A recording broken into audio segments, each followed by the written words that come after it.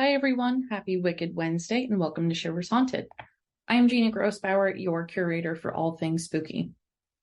We have finally arrived at the doorstep of fall, and with that comes a lot of history around the season and traditions that go with it.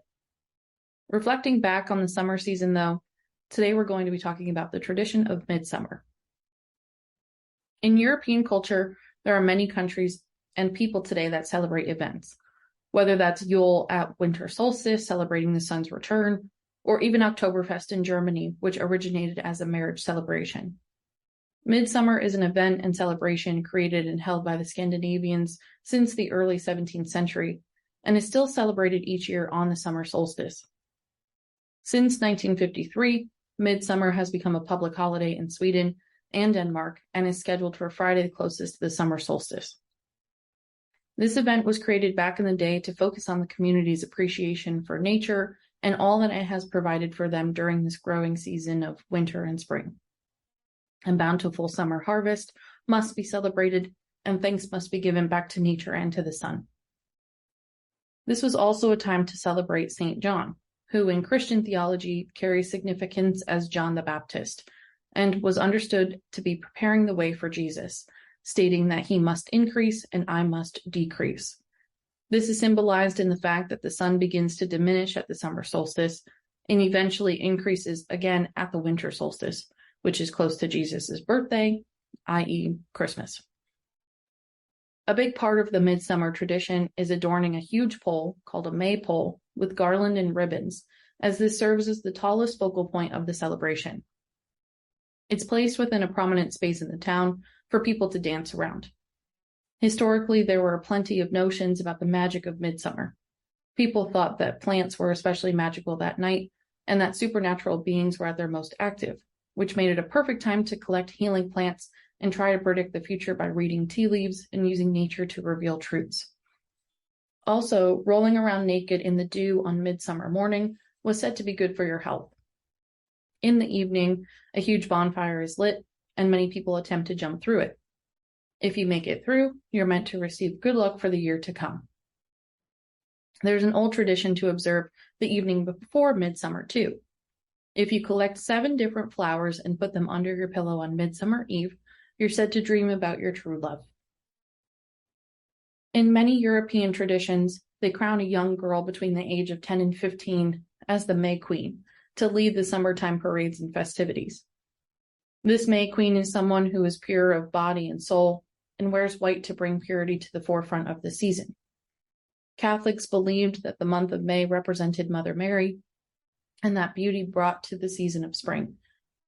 Thus, the May Queen became a tradition to channel that Mother Mary energy and bring it forth to the summer season. In 1973, a British movie called The Wicker Man was created to discuss the darker sides to the midsummer traditions. In real life, back in Caesar's era, there was evidence that the townsfolk would use a huge wicker man structure to sacrifice criminals to pagan gods, and if they somehow survived, then they would become highly regarded among the army and the town. This film took this piece from history and combined it with the traditions of the May Queen and Midsummer. The story of the original Wicker Man movie starts with a police officer going to a Swedish island in search of a missing girl. He finds many pictures of the May Queen festivities and sees the most recent year's photo is gone, leading him to believe that the missing girl was crowned and is now in some kind of trouble. The townsfolk tell him that the little girl is dead and say she's buried in the local cemetery. He digs up her grave, finding a dead rabbit and the May Queen photo, and he rushes to the Midsummer Festival currently going on in an attempt to find the girl. Once arriving, he finds the missing girl doing just fine, and ends up falling victim himself to the Wicker Man, with the townsfolk explaining their pagan roots to mean that if the summer harvest was unsuccessful thus far, then a willing sacrifice was needed in order to appease the gods. They knew this man would come to the island on his own free will looking for the little girl, with them basically using her as bait. He was a pure virgin, a man of power being a police officer, and he represents the fool through his actions and his pleas to be released, making him the perfect person to sacrifice.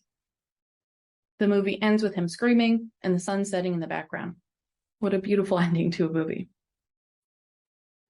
Jumping forward to modern times, Many of us have been graced by the scarring movie called Midsummer. Inspired by The Wicker Man and another A24 film by Ari Aster, who was the creator of Hereditary, Midsummer is considered a folk horror for our American characters and is considered a fairy tale and wish fulfillment film for our main character, Danny. Midsummer focuses on American college students attending a midsummer event in Sweden with their foreign exchange student friend, getting a front row seat into proper traditions.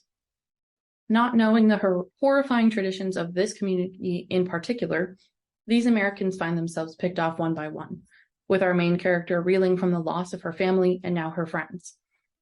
This film has a lot of authentic calls to the traditions of Midsummer as mentioned above, but it turns it on its head by pulling on the sacrificial and ritualistic threads. Midsummer and The Wicker Man focus on religious differences that can turn deadly, and that at the end of the day, no matter what your religion is, your faith won't save you. This film is also a tragedy film that looks at how people respond and recoup from loss. Ari Aster wrote this story while going through a breakup and felt as though all of his past relationships required him to sacrifice something of himself. So he put that on screen as visualization for people in toxic relationships that must sacrifice something of themselves to be in the relationship, or must sacrifice the relationship itself to be finally happy, as we see Danny smiling at the end after she kills her horrible boyfriend Christian. Midsummer also shows you why people in general join cults. It's not about murdering other people or justifying it, but about the collective empathy and what a chosen family can do for you. Overall, this is a horror movie about codependency, from a toxic relationship dependence to the dependence on a blood cult, but can also serve as a learning point for some of the maybe darker sides of Midsummer as a tradition. Thanks for listening to today's topic on European traditions and how they're viewed through the lens of horror. Check out some films within the folk horror genre to get a taste of the macabre mixed with real life, and see if you can tell the true difference. Hope you all enjoyed, and enjoy your Wicked Wednesday.